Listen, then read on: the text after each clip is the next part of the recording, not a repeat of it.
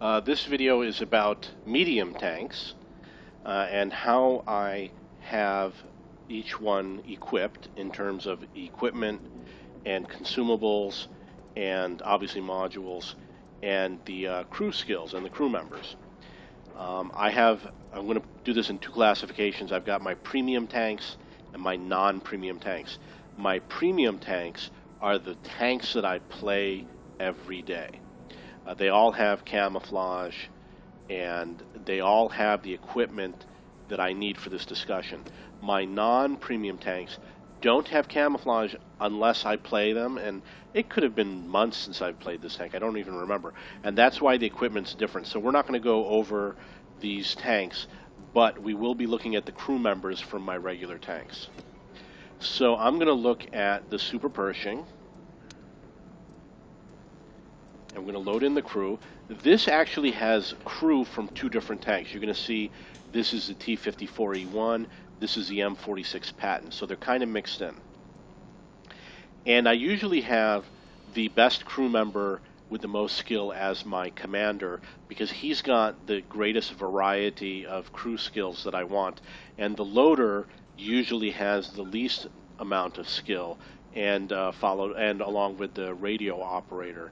And I usually have a lot for the gunner and also for the driver. It's not true with light tanks, but for most of my tanks, it is true. Now, in this case, this is a pretty standard setup. I've got BIA for every crew member because BIA enhances a variety of aspects such as your aiming time, how far you can see, things like that. And then I use 6 Sense on pretty much every tank. Every tank has 6 Sense on it, unless it doesn't have enough skill trained. I'm using Jack of all trades, and the reason why is because if you use Jack of all trades, you can get rid of the first aid kit, which used to be in this slot right here, where I have now the Coca-Cola. So I use a Jack of all trades instead. It's not an ideal perfect replacement, however, it does reduce the reliance on the first aid kit, which means that I can use something else such as the fuel, the better octane gasoline, or a food consumable. And then I use recon and sometimes camouflage depending on the tank. Most of my tanks, if you watch my videos, you'll know I'm at the front lines. I'm the first one to charge out, and I do crazy things. You know, I run into enemy territory, and I need to be able to see them before they see me. That's one of the keys to being able to do it, is concealment and seeing far. So I need to have recon on my tanks. And for medium tanks, most medium tanks are a pretty good speed. It's not always true. If it's a good speed, having recon is very important.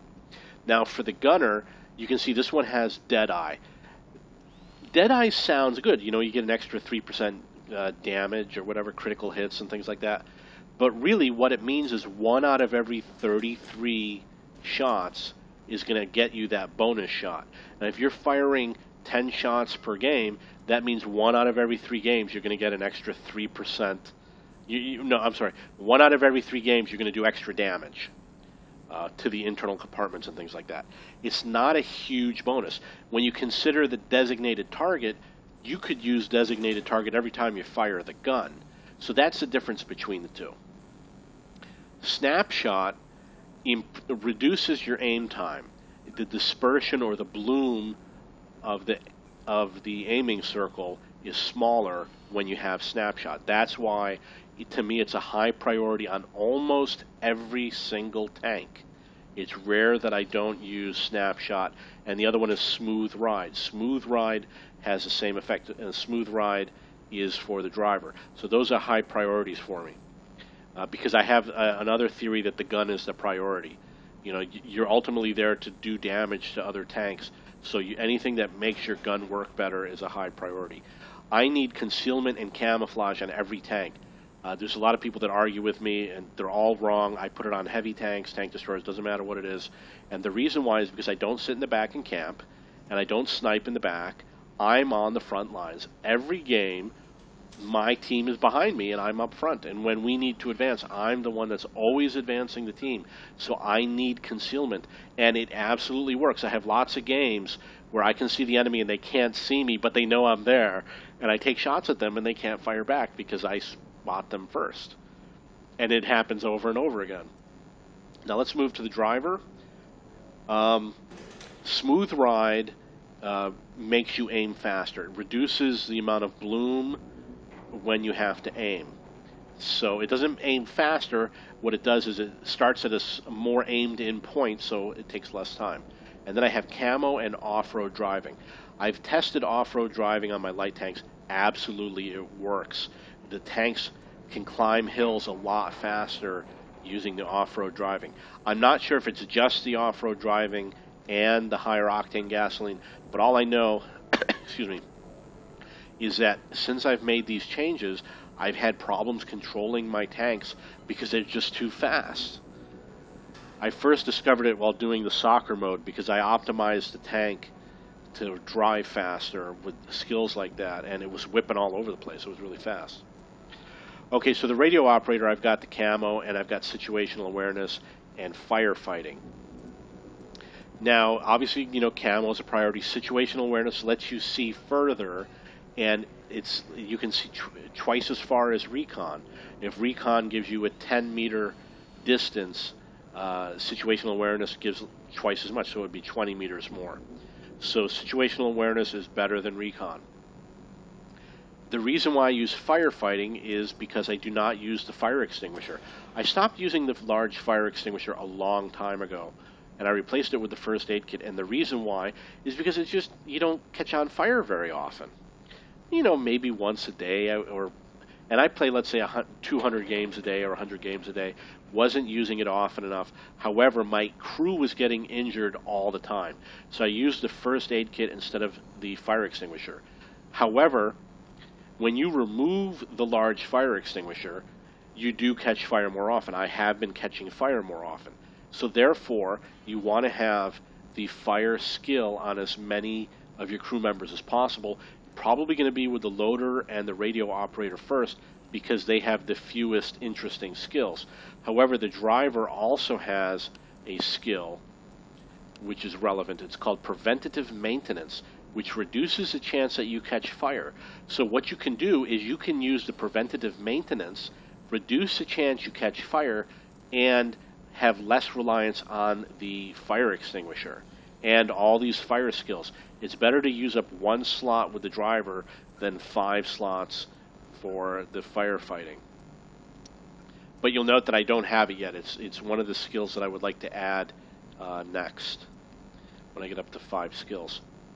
Now, the radio operator also has options to extend the signal. Very important in the lower tier games. However, you go through the lower tier tanks very quickly. In one day you can be on tier 4. So you don't get a lot of use out of it. I'm not saying that you don't get any use out of it. I'm just saying that in the higher tiers you don't get as much use out of it. And in tiers 1, 2, 3, and 4, you're going to breeze by so fast.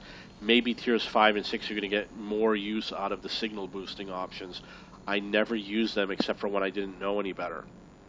But since then I have not. However, you might want to use it if you have an arty, or if you're the type of tank that's always way out in the distance and far away on the other side of the map, like a light tank. And it's something that I do often. And if you're always at the end of the game, when there's fewer tanks on your team, you need the signal boosting. Now, the loader, I have Brothers in Arms, Safe Stowage. Now, Safe Stowage is important because what Safe Stowage does is it protects your ammo rack. Now, if you get hit in the ammo rack, number 1, your tank could explode. Number 2, you could do a lot of damage. Number 3, it could cause your reload time to diminish. And I haven't verified this, but I have a theory that if I use the Safe Stowage, I'm less likely to have damage to my ammo rack. Not the explosion, but I'm referring to the problem where your ammo rack is damaged and your reload time takes longer. So I want to minimize that problem because it uses a repair kit. So what I do is use the Safe Stowage, which I have on almost every loader with few exceptions. The only time I have an exception is when there's two loaders on the same tank. And then I do one with safe stowage and the other one with adrenaline rush. So that might save you a repair kit in a game. And then I have the concealment and firefighting. I've gone back and forth about, should I do repairs or firefighting, and I decided I'm going to do firefighting first, and I will do repairs later, because it's rare that I'm stranded on the battlefield in need of repairs. However, it does happen more often with a heavy tank that you need repairs, so on my heavy tanks, sometimes I do still have 2 repair kits. Excuse me. So I'm going to move on to another tank. Let's talk about the equipment. I use vents, and this one has the gun rammer and coated optics.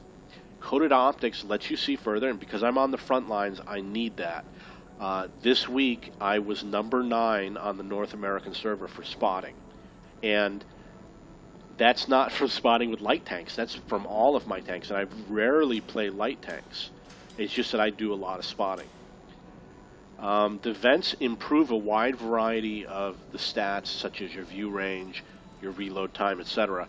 And it's like BIA, and it's like the food consumable. So that's why I use it. It improves the vehicle. And you see the 132%? My crew has 132% training level, and you might only have 100%. I have 132%. In terms of the consumables, I use the large repair kit. I never use small repair kit or small first aid kit or small fire extinguisher. The reason why is because when you use the large one, you get the extra bonus, which is, this one says 10% to speed of module repairs. With firefighting, you get a bonus to reduce the chance you catch on fire, and with first aid, you get a bonus to reduce injury to your crew. This particular tank has the 105 octane gasoline, and I use the food consumable on almost every tank because it improves a wide variety of stats such as view range, aiming time, etc. And I want those bonuses. With a regular tank such as a Chi-Ri, I always put the best penetrating gun. On almost every tank, I choose the gun that has the best penetration, because I'd rather penetrate and do less damage than have a gun that might not penetrate, which does 0 damage. That's a typical layout, but there are exceptions because some medium tanks are a lot faster than others, and some are slower. So if one is faster, I might not have the rammer. Also, you've got things like the T-54E1. T-54E1, you don't have an option for the rammer, so I use the vertical stabilizer. You'll notice that I have the 2 repair kits. That's because it's a non-premium tank and I just rarely play it. Now you'll say, well, it sounds stupid. Why would you not play your non-premium tanks? The reason why is because I have been spending the past year improving my crew skills, and you get the best improvement on crew skills by playing premium tanks. Almost every crew member has 4 skills, and I've got 108 tanks. Got a lot of crew members. So we will look at another random tank, the Panther II. Again, this is a tank that I don't play very often, which is why I have the old setup, which was small repair kit, large repair kit, large fire extinguisher. I use the repair kits to repair the tracks when I'm in danger, imminent danger, when I'm worried about artillery or the enemy shooting at me, or if my gun is damaged, or anything that affects the reload time. For the radio, I don't do it. For the fuel tank, I don't do it. The crew is pretty much the same as I described before, as with the other tanks. Let's take another random tank, Centurion.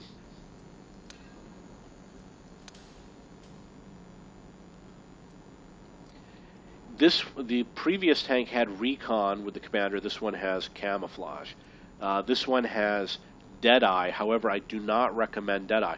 The reason why I chose Deadeye is because it's 3%. It's guaranteed that you're going to get that 3%. And with designated target, you have to know how to use it. And I was like, how often? You're not going to use it in a city map. It has to be in a field map. So there's advantages to each one, but I've decided that perhaps Deadeye is the better way to go, because in one game you can use it frequently, even if you're not firing. And I just believe that I'll get more use out of the Deadeye rather than the more use out of designated target rather than Deadeye. So I've been removing Deadeye from a lot of crew members. This one has not been removed yet. Snapshot and Smooth Ride I consider to be a first choice skill for almost every tank, because I want to be able to aim faster, and that's what it does. And I worry about the other things like firefighting and camo. I use them on the loaders and the radio operators because the driver I prioritize aiming, and the same with the gunner. And obviously the commander has a lot of things to do. I didn't have the Jack of all trades before, but again, as I've said before, when you have Jack of all trades, you don't need the first aid kit. Well, I'm sorry. It's not that you don't need it, but it reduces your reliance on a first aid kit. Now, here's a fast tank. When you got a fast tank, you're going to use it to go fast. So therefore, having the high octane fuel is an advantage on a medium tank. I want to use it for speed purposes. So I will have tanks. The Bat Chat is played a lot like a light tank, which is why I have the binocs on it. I will probably do more spotting with this. That's why I have situational awareness and recon. Now you'll notice that my crew on the CDC, they're not even up to 100% yet. And the reason why is because I just got the AMX 30 prototype. And if you know how the tech tree works, it's a new branch, which means I needed a new crew, and it was basically, these are the crew, they were just the extra people I had lying around in the barracks. So, because I had extra people lying around in the barracks, they became the crew for my AMX 30. And I don't even think I played this tank yet. I played it on the test server, but I haven't played it yet. But I've equipped it the same as the others. In this case, I did put binocs on it, and I used the high octane fuel so I can get the extra power. It does work, and the off-road driving does make your tanks, it does improve the performance of tanks in terms of driving. Some of the tanks do have the remove speed governor option. I have used it before, however, I'm not using it right now. Perhaps I will change, because it does save money. Okay, so that is the typical loadout for my tanks, for medium tanks. And obviously there is speed, and I tend to play them for speed. There are exceptions. Obviously there are some of these tanks that are not fast, like the M4A1. Because it's not a fast tank, and I don't play it to be fast, I'm probably not going to have the higher octane fuel. This is a tank you play like a heavy tank, and that's why having the 2 repair kits appeals to me. There's a good chance that the Super Pershing, I will probably switch back to the 2 repair kits. I actually just bought the higher octane a few days ago for all of my tanks, and I'm going through a testing period, and I probably only played 1 or 2 games with the higher octane fuel, and I don't remember being impressed by it. The M46 Patton is very similar to the Super Pershing. However, it's a very different tank. I don't play it like a heavy tank, and the Super Pershing I do. So the Super Pershing I would ride with the heavy tanks. The M46 I would ride with the medium tanks. Okay, so that's the differences amongst the tanks, and I would like to tell you more once I've learned a little bit more. But for now, that is where I stand on these tanks. If you have any questions or comments, please post below.